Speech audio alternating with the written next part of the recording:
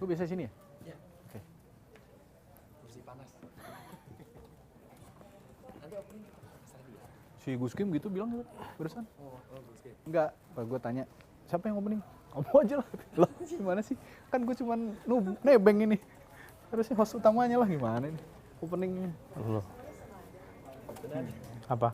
Coklat. Oh. Ini lanturan plus Adisti on point. Coba sini. Ini Dis.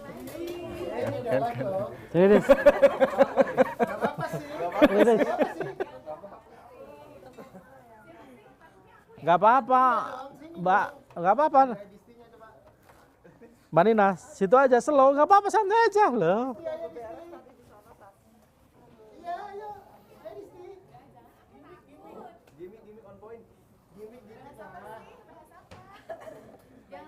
Jangan sampai sama ya sama on point tadi Sti.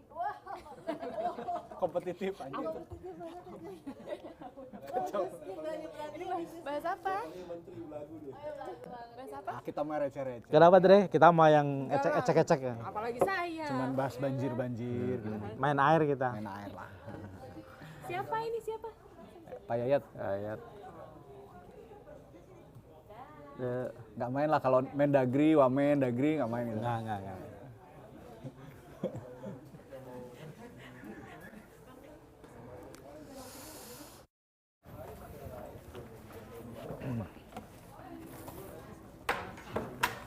Ini aku mejanya udah pas nih, nggak ke terlalu maju nih. Ini gaya-gaya kayak bocor halus juga. Ah, bocor halus yang kayak kita Pak ya.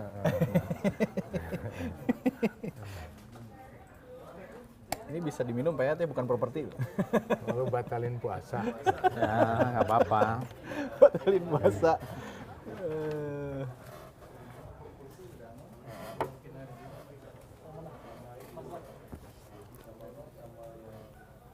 Jadinya sama opening. Kau. Ya oke. Oke, standby. Udah opening dari Mas Radi ya. Oke. Bumper dulu. Kita review ya. 5, 4, 3, 2,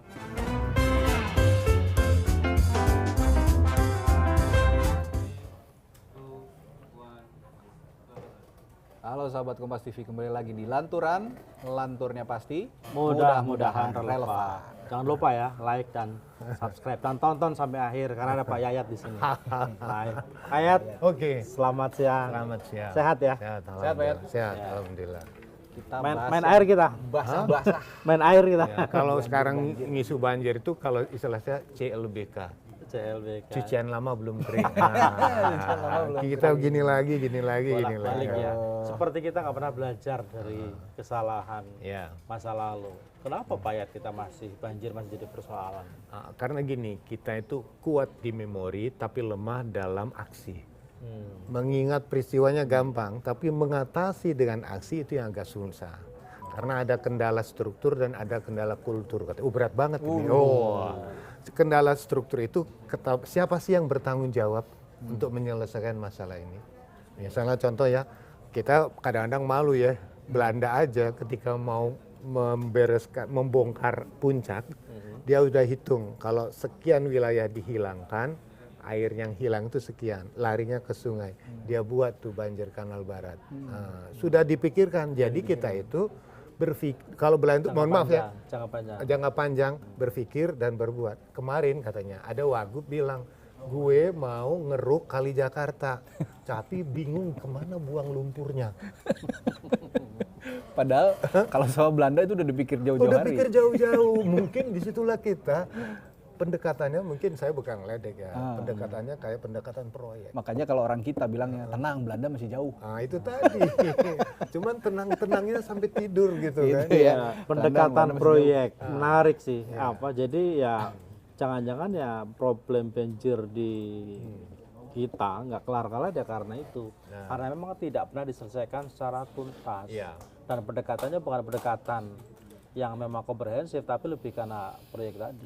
Ya contohnya skala kita mengkritisi ya ada baiknya dan ada memang kekurangannya. Contoh sekarang ya, ketika BMKG dan ketika banjir peristiwa itu sudah terjadi, apa dikatakan ada potensi hujan belum berakhir puncaknya.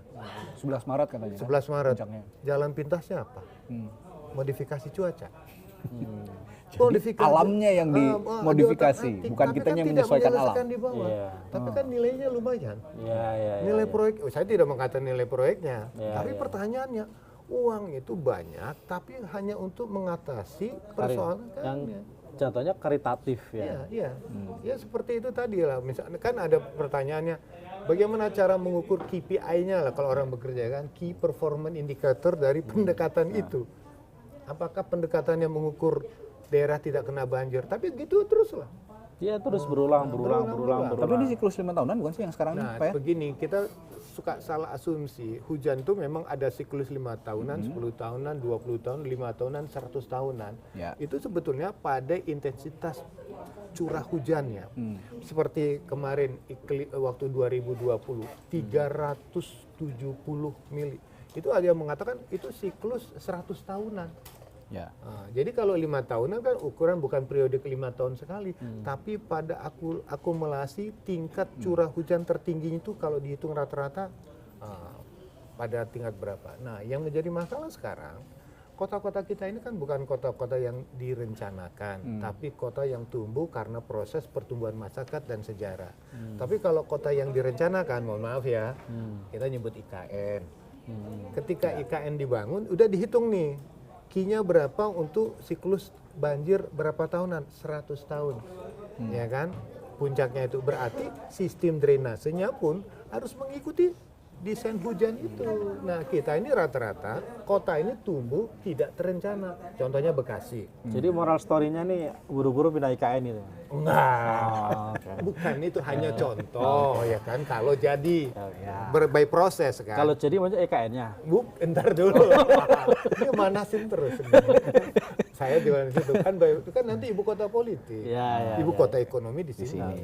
Jadi gini, Kayak New York dan DC lah ya. kayak gitulah. Sekarang kan Bekasi. Bekasi itu kan dulu kan tadi sudah saya sampaikan sejarahnya wilayah untuk lumbung pangan kita berubah jadi tempat permukiman. Nah, yang menjadi pertanyaan kita kan, kota itu kan awalnya sebagai area hamparan untuk pertanian berubah menjadi hamparan menjadi permukiman.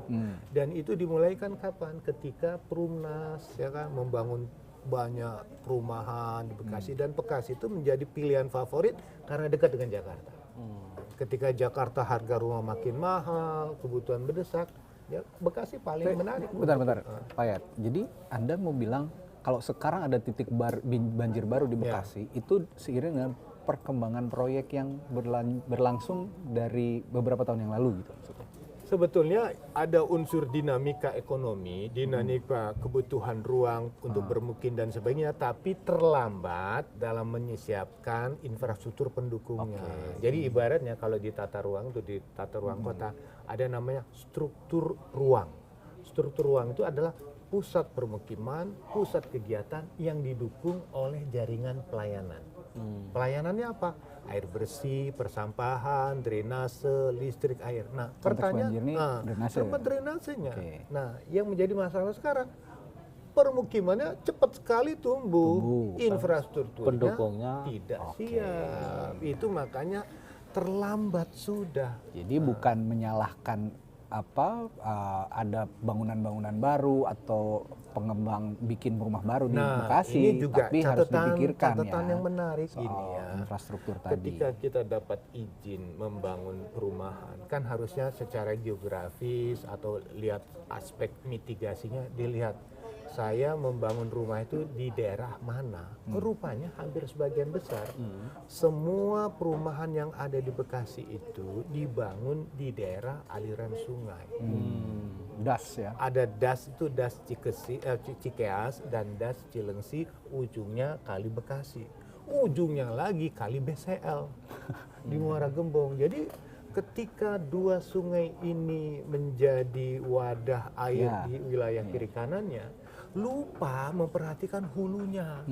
Hulunya ada di mana? Ada di Kabupaten Bogor. Sekarang di Kabupaten Bogor itu sudah Hambalang sudah dibangun, Sentul sudah dibangun. Hambalang tempat siapa tuh? Enggak usah lah. Itu tempat yang lainnya. Kok pertama disebut gitu loh? Enggak lah, karena wilayah itu kemudian Jadi wilayah salah nih Citra- bangun di Hambalang nih. Nah itu ya, itu kemarin hujan itu besar di situ yang merupakan hulu dari wilayah Sungai Cikeas dan Sungai Cilengsi. Jadi kemarin kan coba 232 wilayah Katulampa dan sekitarnya, dia larinya ke sana. Makanya Bekasi kebanjiran. Oke. Itu. Tapi kalau gini, berapa kali nih kejadian banjir nih di Bekasi, Jabodetabek lah kita bicara. Bukan kiriman katanya. Ini tuh kiriman. Berapa kali tuh orang bilang selalu bilang kiriman. Ya, Kita saya tuh sebenarnya sudah kalau menata. dibilang kiriman saya tersinggung nih orang Bogor. Ya itu dikirimnya dari Bogor. Gimana penjelasan itu Pak Yat? Penjelasan begini. Pendekatan bencana di Jabodetabek itu tidak bisa berbasis administratif. Oke. Oh ini Sungai Depok, oh ini Sungai Ego Bogor. sektoral kan Tidak jatuhnya bisa. Pendekatan fungsional. Maka kenapa dulu ketika zaman Ali Sadikin dia lihat kok Jakarta kebanjiran terus ya? Apa masalah di Jakarta atau masalah di hulu? Maka muncullah konsep dulu Jabodetabek itu. Pada masa itu bahwa pendekatan pembangunan Jakarta dan sekitarnya harus dalam kesatuan ekosistem wilayah. Jadi misalnya DAS. DAS Ciliwung itu kesatuan sistem dengan di hulu. DAS Cisadane itu kesatuan sistem di situ. Ya. DAS yang terjadi di Cikeas, cuman yang menjadi masalah itu adalah sungai-sungainya itu menjadi tanggung jawab nasional. Sementara daerah itu nggak ada Sungai Depok, nggak ada Nggak sungai ada. itu, ya itu urusannya Di bawah pusat lah. anu kan, PU kan. Iya. Cuman pertanyaannya begini Pak Yayat, apa dalam kasus Bekasi ini kan buat saya kan ini kan kalau dari penjelasan Pak Yayat ini kan berarti ada satu sumber baru ya, Iya. apa pemicu atau penyebab banjir di area Jakarta dan sekitarnya. Kalau dulu kan Ciliwung nih, Iya. Ciliwung dan banjir kiriman dari puncak Iya. misalnya. Nah sementara banjir yang terjadi kali ini kan bukan dalam tanda kutip bukan kiriman dari puncak kan, Iya. tapi dari Bogor Iya. misalnya, dan tidak di Jakarta, tapi di Bekasi gitu loh. Dan itu terjadi bukan karena apa misalnya air yang besar dari puncak itu dulu, tapi dari Bogor gitu loh. Nah artinya ada sesuatu Nah, yang nggak beres dong di sini. Oh, Satu hal, misalnya kita nggak, aku agak kurang sepakat ketika ada banjir, terus kita menyalahkan Tuhan. Oh iya. Kan kalau ngomongnya penyebabnya curah hujan, berarti nyalain Tuhan toh. Iya, Gitu loh. Itu tadi alamnya yang Nah, disalahin. ya, alamnya disalahin gitu loh. Nah sementara kan harusnya kan, sementara kalau dulu terjadi begitu nggak banjir, terus kenapa sekarang banjir kan itu pertanyaannya. Nah, ini menarik ini. Dulu waktu puncak tuh sering banjir, air tidak tertahan, orang melihat Katulampa. Katulampa siaga 1, harus siap. Nah, terus orang lihat lebih ke atas lagi, ke hulu lagi. Sumber Katulampa dari mana? Oh, dari puncak. Puncak itu dianggap sudah rusak, tidak mampu menyerap air. Dibuatlah 2 bendungan, Bendungan Ciawi dan Sukamahi itu ya. Nah, dibuat 2 ini. Nah, disinilah untuk menampung Ciliwung bisa meng-coverage 30% Ya. wilayah Jakarta untuk banjir lah untuk estimasi ini. Cuman kemarin hujan itu tidak di sini puncaknya, memang puncak, tapi di wilayah Katulampa, ke kota Bogor. Jadi kita membangun bendungan di titik yang keliru gitu. Bukan keliru. Dan itu terasa loh, saya tinggal di Bogor. Jadi 8 jam. Nah, implikasi kan sekarang pemerintah Kota Bogor membuat darurat bencana. Ya. Dan kita lihat jalan Batu Tulis amblas, banyak longsor di Kota Bogor itu. Nah, ternyata ketika 2 fungsi ini nggak jalan, kan orang tanya, bagaimana ini? Ini yang lolos, yang kemarin membanjiri Jakarta Timur. Nah, kalau yang Bekasi beda lagi. Yang Bekasi itu wilayah coverage karena di bawah dari sini itu meliputi wilayah yang saya katakan Sentul, Bogor, wilayah Cikeas itu masuk ke mana? Ke aliran Sungai Cikeas dan Cilengsi. Volumenya gede banget. Dua sungai nggak tertampung. Ujungnya di Bekasi itu cuman ada kali Bekasi yang besar 1. Fakta dalam kondisi sekarang, kalau tidak ada banjir atau kita biasa, muka air kali Bekasi dengan muka jalan udah beda tipis. Oke. Jadi yang menarik adalah kalau Bekasi itu butuh tanggul. Kalau di Ciliwung butuh normalisasi untuk membentangkan. Jadi pertanyaannya, ini PR besar ya, bukan saya buat orang cemas. Bekasi 2020 menghadapi hujan ekstrim dan banjir besar. Bekasi 2025 menghadapi hujan ekstrim bukan di Bekasinya, tapi di Bogornya. Kemudian Bekasi kemarin 141 hujannya mendekati ekstrim, sangat lebat. Artinya apa? Kalau di hulunya ini, di Bogornya tidak diantisipasi, sorry Kelar. ya bukan, nanti takut saya bekas yang Tinggal nama. maksudnya yang paling berat di Bekasi itu apa? Kita beli rumah dengan nilai properti 5 miliar, kalau terus-terusan kebanjiran bisa jatuh. Iya, iya. Jadi artinya tanggung jawab pemerintah segera benahi Cikeas dan Cilengsi. Cilengsi. Kan ada di situ ada komunitas yang aktif KP2C, komunitas peduli Cikeas itu. Apakah bisa dibuat nanti ada bendungan di antara Cikeas sama Kali Bekasi? Pertanyaannya, siapa yang kerjasama? Kabupaten Bogor sama Kota Bekasi. Pertanyaan lebih lanjut, siapa yang modalin? Pusat. Jadi yang menarik adalah untuk Ciliwung sudah siap, Jakarta sudah bebenah, waduk di atas sudah dibuat, normalisasi dilakukan. Untuk Bekasi belum. Yang kita hati-hati betul pikirin yang Ciliwung, ternyata kejadiannya di sini. Bekasi. Nah ini kalau gitu apa ya? Pada saat melakukan mapping gitu, pemerintah-pemerintah sebelumnya, kok bisa meleset-melesetnya gimana? Ya itu gitu? tadi, karena tadi Atau kenapa memang gini? apa namanya dia kontur akan berubah terus? Atau bagaimana? Atau berkatanya proyek tadi. Pendekatan proyek. Saya juga mengatakan proyek. Jadi gini, Gini. yang menarik perilaku cuaca itu tidak bisa ditebak. Iya, ya betul. kan? Ya alam jangan ditantang. Kemarin itu kita fokus ke Ciliwung karena Ciliwung itu dianggap penyebab sumber bencana di Jakarta. Ciliwung dibenahi, bukan apa-apa ya. Dari hulu ada waduk, di hilirnya di pompa air Ancol itu udah ada pompa. Kalau misalnya terjadi pasang, bisa dipompa, air bisa langsung dipompa supaya tidak terjadi stuck di sini. Oke. Sekarang Ciliwung sudah dibenahi Jakarta habis-habisan, tetangga sebelah Jakarta Tenggara. Nah, Bekasi ini kurang tersentuh, padahal dia metropolitan loh. 40% orang Bekasi bekerja di Jakarta. Itu artinya apa? Bekasi yang juga metropolitan tidak didukung dengan upaya mitigasi bencana dengan infrastruktur yang siap untuk mengantisipasi perubahan yang terjadi di hulu. Sekarang pertanyaannya kan, di Bogor sudah berubah. Bogor juga butuh duit. Ini jadi menarik nih kalau tadi Pak Yayat menyinggung hati-hati loh, ini Bekasi bisa-bisa gone gitu kan? Enggak ya. Iya. Tapi kalau tidak kalau tidak ini. Tapi gini, ada juga yang beranggapan bahwa lebih baik mengorbankan, mohon maaf nih, saya bukannya ini yang menakut-nakuti, mengorbankan wilayah tertentu untuk memperbaiki wilayah lainnya dalam konteks banjir ini. Ada nggak sih skema kayak gitu? Begini, di tata ruang tuh ada namanya keadilan tata ruang. Artinya, sebetulnya kan pertanyaan ya, mohon maaf ya, kalau kita kadang-kadang membangun daerahnya itu daerah mata air atau air mata. Nah, kalau mata air itu artinya apa? Wilayah yang punya potensi ekonomi. Ketika kita ngalami banjir habis-habisan di Jakarta, Jakarta banjir, Indonesia lumpuh. Ya kan, dulu kan ada stigma itu. Ketika Soekarno-Hatta kebanjiran, nggak bisa mendarat, betul-betul kacau Indonesia ya kan. Nah itu akhirnya dibenahi, diselamatkanlah Jakarta. Tetapi sekarang menyelamatkan itu bukan hanya pada satu kota, ada kota-kota lain pendukung Jakarta. Kota satelit itu Bogor, Depok dan sebagainya kan untuk bermukim dan sebagainya. Nah sekarang persoalannya ketika tuntutan ekonomi terjadilah namanya komodifikasi ruang yang dikomoditaskan. Nah sekarang pertanyaannya, para pejabat atau siapa yang punya kuasa di luar sekitar ini itu mampu nggak mempertahankan tata ruangnya supaya tidak rusak. Kadang-kadang jadi pejabat daerah yang mata air kan itu kena sindrom lagu dangdut antara tahan mana dan mana tahan. Nah, mana tahan ini godaan ini ya kan?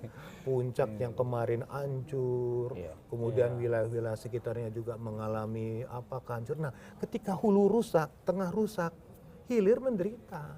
Nah, itu pertanyaan paling menarik. Bagaimana pendekatan kita selama ini lebih fokus pada infrastrukturnya. Lupa di tata ruangnya, pengendaliannya, perizinannya itu. Ada usulan nih dari penonton Lanturan nih. Saya bacain dari Erlang. Katanya buat Pak Yayat. Kalau buat kanal raksasa dari Bogor ke laut bisa nggak tuh? Dulu pernah salah seorang pakar hidrologis kita pernah menyampaikan idenya sama Bang Yos, sama itu buat tunnel. Tunnel itu di bawah, kayak di Malaysia juga ada tunnel dengan fungsi bisa dipakai untuk jalan, juga bisa dipakai untuk air. Bisa langsung ke bawah. Dimulai dari mana? Di dekat Ciliwung, dekat Menara Saidah itulah ada Cawang. Cawang. Ya. Di bawah itu. Cuman itu kan ide gagasan yang disampaikan. Tapi yang punya kewenangan kan kementerian. Kementerian punya rencana lain. Mungkin tunnel itu terlalu mahal biayanya dan fungsinya kalau hanya fungsi untuk satu fungsi kan mubazir.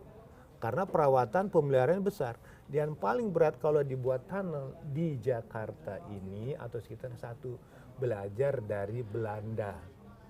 Belanda itu Mas siapa yang menulis buku Jakarta Kota Gagal Kanal. Jakarta dulu mimpi para penjajah dulu penguasa zaman itu mengatakan pingin gaya Amsterdam, Rotterdam, ujungnya terendam. Apa penyebabnya? Salah satu penyebabnya adalah sedimentasi.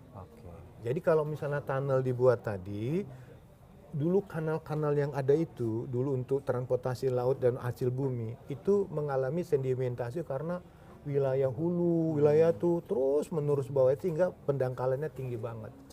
Cepet banget, makanya pengurukan. Nah, maka contoh yang sekarang ini bukan pengurukan, Pak. Normalisasi. Normalisasi, ada naturalisasi. Iya. Nah, kalau ngomongin banjir nih bolak-balik kita juga ingat pernyataan-pernyataan menarik dari para kepala daerah biasanya. Yang terakhir, yaitu tadi kalau yang terakhir kepala daerah Jakarta kita yang baru nih, Mas Pramono Anung bilang itu 90% kiriman. Terus ada lagi yang ngomong bahwa kita harus bisa menjalin komunikasi intensif dengan antar kepala daerah. Nah, yang jadi pertanyaan saya ini bisa nggak nih para kepala daerah yang baru dilantik nih? Ini kan challenge baru nih, baru dilantik, jadi challenge mereka nih. Bisa nggak kira-kira punya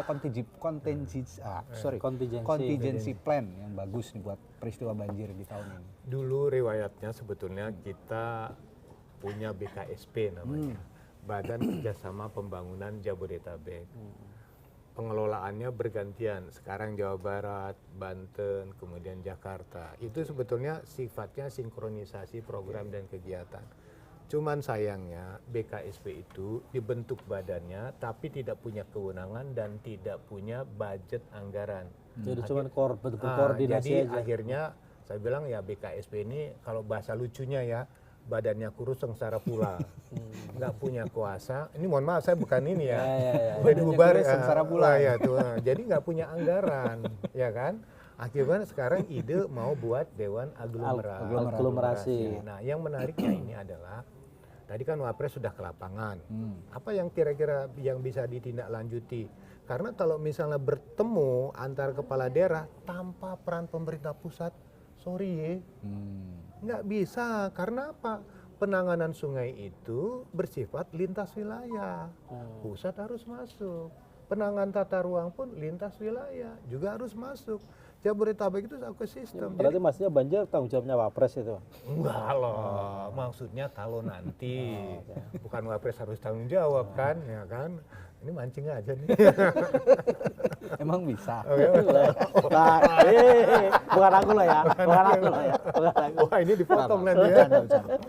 Gini. Maksud saya nanti harus ada koordinasi. Karena dulu begini, kita kan terus terang aja. Ketika ada masalah, terus buat proposal. Ketika proposal dibuat kerjasama antar daerah, kan siapa yang punya duit banyak nyetor ke Jakarta semua. Ini aja untuk modifikasi cuaca yang modalin Jakarta sama BNPB, ya kan, untuk menyelamatkan Jakarta kan. Nah, maka otomatis kalau ada badan itu kesulitannya memang bisa koordinasi, ya kan. Ya kemudian ada, tapi rencana aksi dari dulu yang bermasalah adalah rencana aksi. Jangan lupa lagi efisiensi. Iya, kalau dulu bagus lah efisiensi daripada dulu koordinasi tekornya dinasti. Dan nambah anggaran lagi. Ya, maksudnya gini. Kalau menurut saya ini kalau bicara kemanusiaan itu persoalan besar. Kedua, ini butuh pemulihan. Oke. Kalau nggak dipulihkan kasihan loh. Banjir ini Pak ya bukan apa Pak, bukan hanya persoalan kerusakan fisik, tapi psikologisnya yang harus dibantu untuk pemulihan Ekonomi juga. ekonomi juga. Tapi gini Pak ya, dalam kasus Bekasi itu apakah kesalahan itu pure karena problem sungai Cikeas, sungai Cilangsi dan Bekasi yang tidak cukup mampu menampung, atau jangan-jangan memang RT RW di Bekasi ini memang tidak berperspektif ekologis? Pertama begini, memang kalau di tata ruang itu ada kawasan lindung, kawasan budidaya. Jadi pertanyaan lebih lanjut, Bekasi punya resapan yang cukup atau tidak? Ternyata RTH kita mengalami penurunan yang drastis. Penyebabnya? Ya itu tadi, RTH, ruang terbuka hijau, menjadi RTH baru. Apa RTH baru? Restoran, toko, dan hotel. Saya cuma nanya biar ini aja, Oh, biar muncul gitu. aja itu. Ya, gitu ya. Enggak lah. Jadi kan orang bertanya, ketika RTH-nya berkurang, Bekasi itu mungkin tinggal 5% tuh resapannya. Terus kedua, wilayahnya itu kan dataran Harusnya berapa persen? harusnya 30% menurut undang-undang. Tapi kan agak berat ya kan. Kemudian pertanyaannya, pendekatannya sekali lagi pendekatan yang fungsional. Bekasi bisa maju berkembang kalau memperhatikan tetangganya. Kenapa? Karena Bekasi itu jantung kotanya ada kali Bekasi. Iya. Ujungnya itu di Muara ada kali BCL punya Kabupaten Bekasi. Kalau mampet di sini berhenti air di sini. Kalau di sini ngalir terus gimana? Itu makanya saya bilang sinergitas di Jabodetabek itu adalah keharusan. Kan selama ini belum.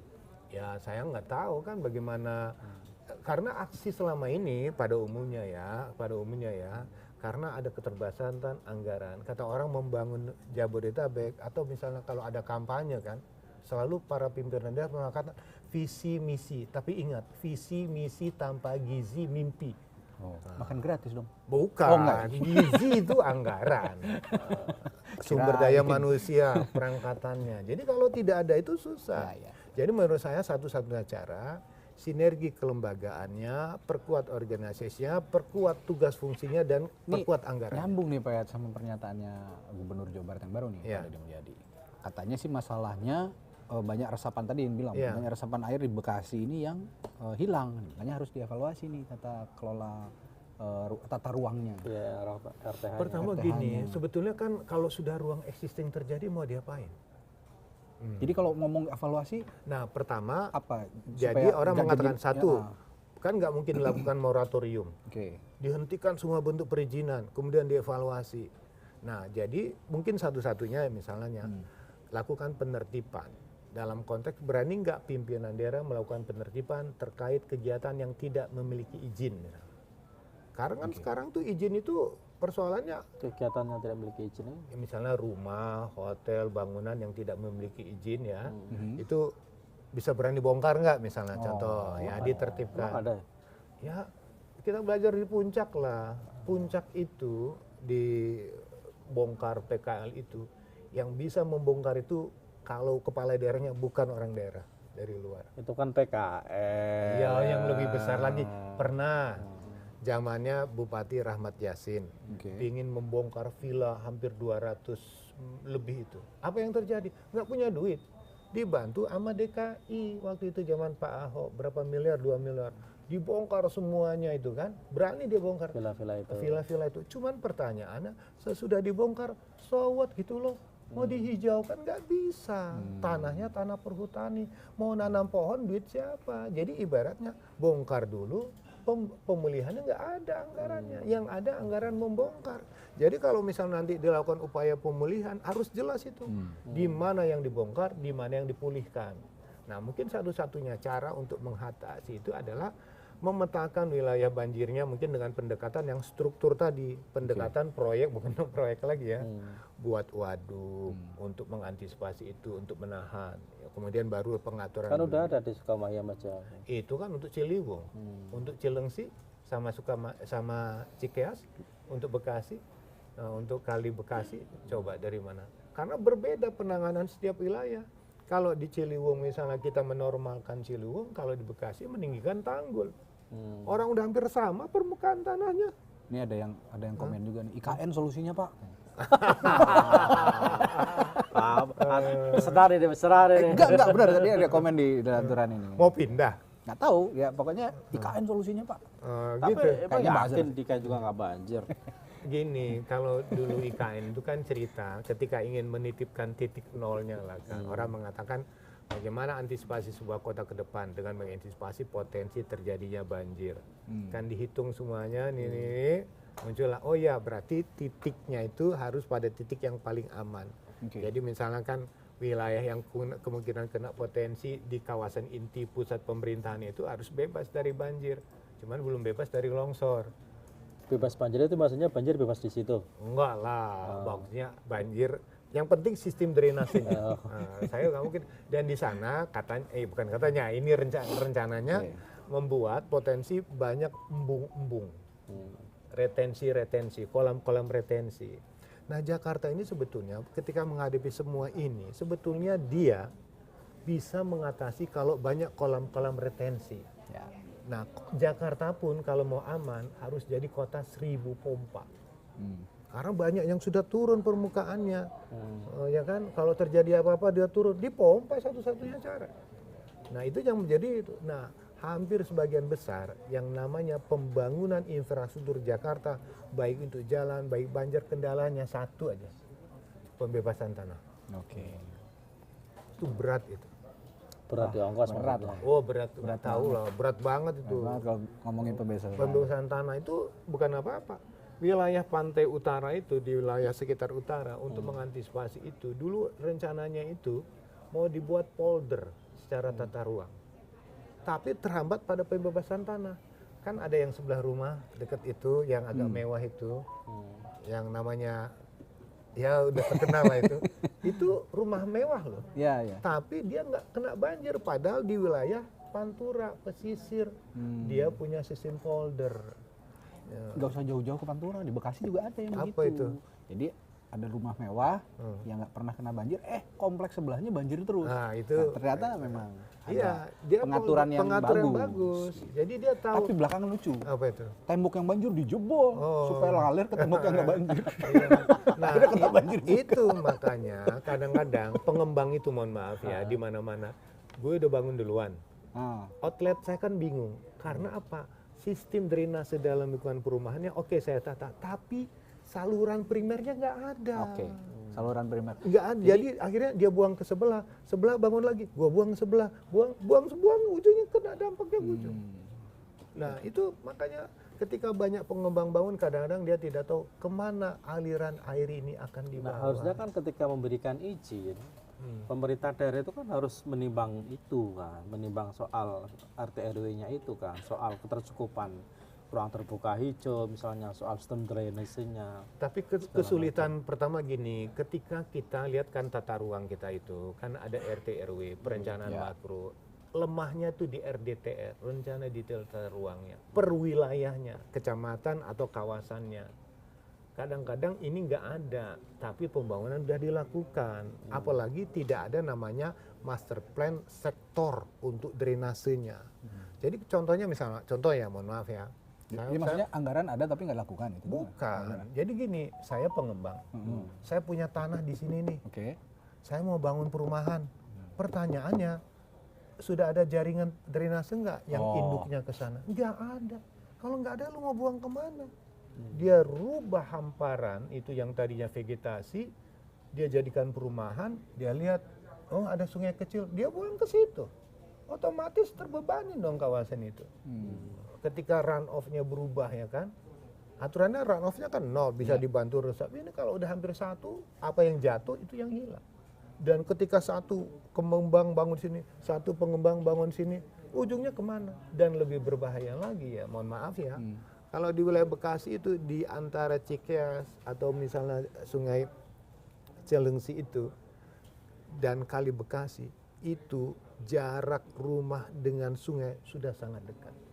Harusnya itu ada batas untuk di perkotaan tuh misalnya kalau bertanggul atau apa 3 meter atau selanjutnya itu 15 meter harus bebas dari bangunan. Dan lihat kedalaman sungainya. PP sungai mengatur gitu, kalau sungainya dalam mampu menampung dengan sebaik-baiknya bolehlah tidak. Tapi kalau sekarang sungai sudah dangkal, rumahnya sudah mepet, sorry ya, udah selesai. 15 meter dari sungai bisa jadi 3 rumah ini. Nah itu tadi, dan tidak bisa dicegah sama kita yang formal melanggar, yang informal, yang katakanlah yang tidak mampu pun menjadikan bantaran sungai sebagai tempat tinggal karena tempat itu yang paling murah, gratis, bisa diuruk, mungkin tidak perlu izin. Iya. Ini ada komen lagi dari Sobat Lantura nih, Pak Yayat, Gus Kim. Pak, dari Mas Den Hermawan, benar itu dari Bekasi Kabupaten, dari Cikarang, Cibitung, Tambun, sampai Bekasi Kota, tata kotanya buruk katanya. Kebanyakan dikorupsi. Anggarannya dari anggaran bagi hasil pajak yang dikhususkan buat jalan diembat. Kita ya harus punya bukti, tapi apakah Ini warga Bekasi berarti? Bekasi. Gambarannya kurang lebih seperti itu di Bekasi. Saya ingat dulu Bekasi pernah dapat Tataru Adipura, tapi ditangkap itunya. Bupatinya. Dulu dengan teman-teman Kompas bilang, ini terlalu baik hati nih bagi-bagi Adipura, ya kan? Ada Adipura yang beneran dan ada Adipura-pura. Ya, pura-pura. Pura-pura gitu kan. Nah, pertanyaan kan itu tadi. Mohon maaf nih, kadang-kadang kita Kebanyakan mohon maaf, belum lebaran Pak. Oh iya, maksud saya gini, saya takut tiba-tiba ini ya, kan lebih bagus minta maaf daripada minta izin. Betul, itu betul. Iya, kan? Benar. Terus saya Ini gini, pengalaman kayaknya. jadi lupa saya ini. jadi gini, banyak pengembang dulu merasa kecewa. Kenapa? Ketika mereka bangun, mereka dimintain kan orang beli rumah itu plus TPU-nya di mana? Tempat pengadaan. Yang terjadi dulu itu di Bekasi dulu ya. Dimintain duit, kemudian ada kasus korupsi yang tertentu. Harusnya akan dibangun oleh pemerintah daerah, tapi nggak ketemu, tidak ada lahannya. Jadi kan ada korupsi dalam konteks pengambilan insentif atau untuk pembangunan public fasilitas, tapi tidak dilaksanakan gitu. Ini kira-kira yang sekarang bisa nggak nih, Bekasi nih? Ya, Bekasi, kabupaten, kota. tadi kan pertanyaan Pak Yayat, tadi kan soal bahwa problem banjir ini tidak bisa diselesaikan oleh satu wilayah saja. Harus antar kepala daerah itu harus duduk bareng, ngobrol bareng, cari solusi bareng-bareng dan dikerjakan bareng-bareng. Nah, ini kan kepala daerah sekarang ini kan beda dengan sebelumnya Pak Yayat, kan mereka udah diajari baris berbaris, diajari dikasih materi macam-macam lah, termasuk oleh apa istilahnya tuh algoritma aglomerasi. Ketua aglomerasi ya. Nah, menurut Pak Yayat yakin nggak sih, jujur ya, karena ini puasa nggak boleh bohong, kepala daerah yang baru ini akan mampu menyelesaikan, dalam arti ya kita nggak akan melanggar lagi istilah banjir entah di Jakarta, entah di Bekasi, entah di Tangerang. Karena sekarang kan Bintaro juga udah kena tuh, artinya nggak menutup kemungkinan setelah Bekasi geser ke Tangerang, misalnya seperti itu gitu loh. Bukan nggak menutup kemungkinan, udah kejadian. Lah kan belum semasif seperti Bekasi maksudnya. Nah, yakin nggak Pak Yayat? Itu kan tergantung visi dari masing-masing pimpinan daerah. Visi, misi, gizi juga kan. Visi terlalu tinggi, kalau gizi nggak cukup ya berhentilah kan. Jadi pertanyaan begini. Kadang-kadang kita tahu ketika proses pilkada itu terjadi, semua para pimpinan daerah punya janji-janji. Pertanyaannya, aspek kebencanaan ini menjadi bagian yang sama atau tidak? Pertama, mohon maaf ya, sekali lagi mohon maaf. Gini. Daripada mohon izin. Gini, kadang-kadang bagi wilayah yang di hulu, bencana banjir nggak ada urusan. Itu hilir, ya kan? Anda yang harus ini. Tapi kalau kami menjaga hutan lindung ini, kami dapat apa dari Anda? Jadi daerah penerima manfaat harus memberikan manfaat kepada daerah yang memberikan manfaat. Jadi pola kompensasi itu nggak pernah sharing antar daerah. Coba mohon maaf lagi. Bekasi, Jakarta. Ketika mau membangun fasilitas di wilayah tetangganya, dia nanya, urgensi kepentingan saya apa? Dulu di Kota Bogor pernah dalam masa kepemimpinan sebelumnya kan, datang tuh pimpinan, antar pimpinan daerah datang. Kami mau bantu apa? Oh, dia lihat-lihat, enggak dah katanya. Enggak ada urgensinya, karena bukan apa-apa. hibah itu harus disetujui oleh DPRD-nya. DPRD mengatakan apa urgensi kita untuk membantu tetangga kita, Ya. kecuali gaya model Kota Bekasi yang Bantar Gebang itu tutup, takut kan Jakarta, akhirnya dibantu kan, bantu jalannya, layangnya dapat, fasilitasnya dapat, apakah perlu ancam mengancam? Kan tidak seperti itu kan. Maka untuk ini saya mengatakan yang paling penting adalah visi bersama, dan untuk itu harus dilihat tidak semua orang punya kategori kemampuan fiskal yang cukup. Seperti kita inilah, kalau model kita kan ada yang mapan, kalau yang lainnya model kita ini romusa, rombongan muka susah, ya kan. Nah, belum tentu semua daerah-daerah itu ada juga yang ikut-ikutan rombongan nebeng sama teman. itu saya. Suka ini gitu ya. Nah, ini kalau ngomongin pernyataan-pernyataan kepala daerah yang kemarin retreat udah, ada juga yang menarik nih. Sekarang kali ini dari Wagub Jakarta, Rano Karno, bilang warga kalau mau aman, mau dipindahin ke tinggal di rusun, Biar nggak kebanjiran. Gini. nggak kebanjiran. Aduh, saya capek Responnya kalau gimana ngomong. Gini, perlu hati-hati. Oh. Bagaimana menempatkan warga di rumah susun. Jakarta itu sebetulnya udah teriak. Yang tinggal di rumah susun tuh punya utang hampir 100 miliar. 95,5 miliar. Ngutang, nunggak, bayar rusunawanya dari tahun 2010 sampai sekarang. Ternyata setelah dipilah-pilah itu ada dua kelompok. Kelompok yang ikut program karena relokasi dan kelompok yang umum. Nah mereka-mereka, yang tempat banjir, mohon maaf ya, yang dulu di Waduk Pluit, yang dulu di sini, dipindahkan ke sana. Ya. Dulu kan orang agak ogah, tapi Pak, dulu mantan gubernur yang dulu pernah ya, Yang mana nih? Banyak soalnya. ya Pak Jokowi waktu itu, bisa menarik mereka untuk pindah. Ya. Dibilang apa? Tak kasih kulkas ya, tak kasih TV. Orang tertarik, pindah Furnis semua, ya. furnis, ya kan? Masuklah, bereslah itu namanya Waduk Pluit. Aku boleh ngomong ini boleh? Boleh. Boleh kan? Terus yang terjadi apa? Ketika sudah masuk, ininya nggak ada untuk bayar sewa. Bulanannya Bulanan. ya. Yang kedua, hati-hati. Kemarin ada program apa?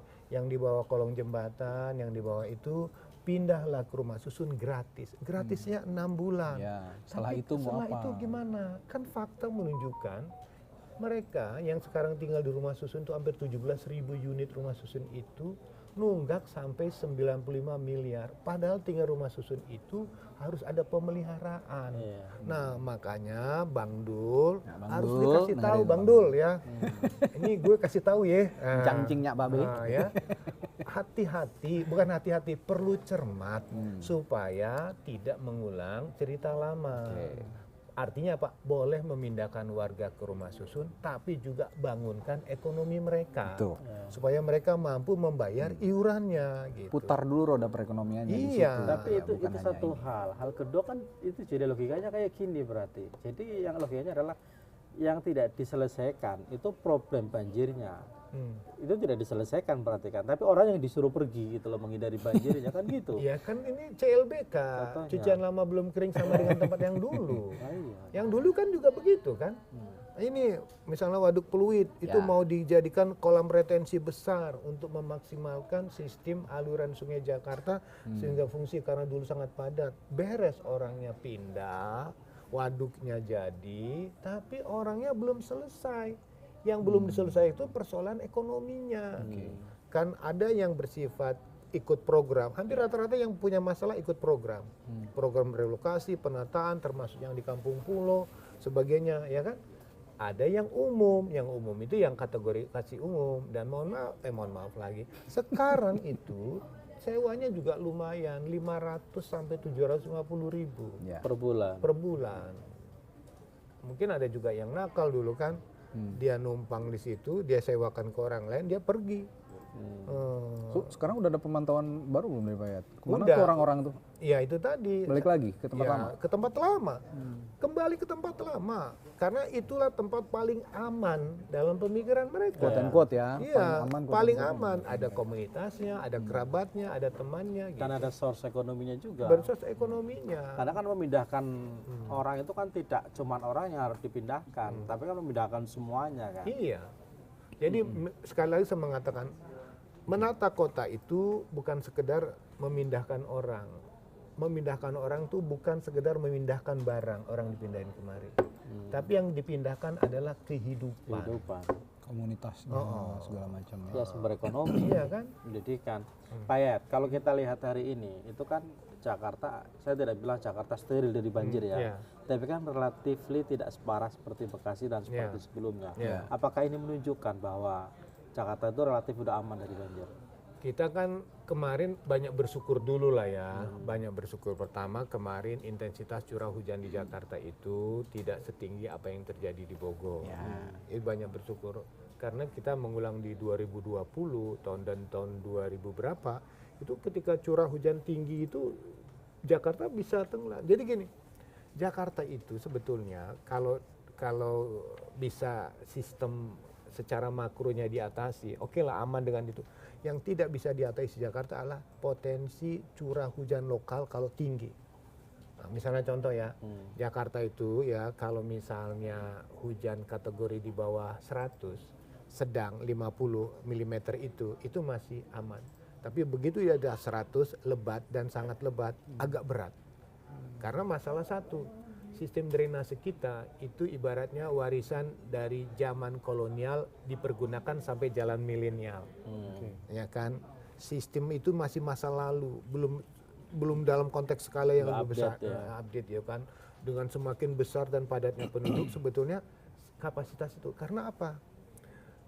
Pak Menteri Pak Basuki waktu itu pernah cerita sistem master plan penanggulangan banjir Jakarta yang dibuat tahun 73 oleh Nedelko itu sudah tidak sesuai lagi dengan kondisi sekarang.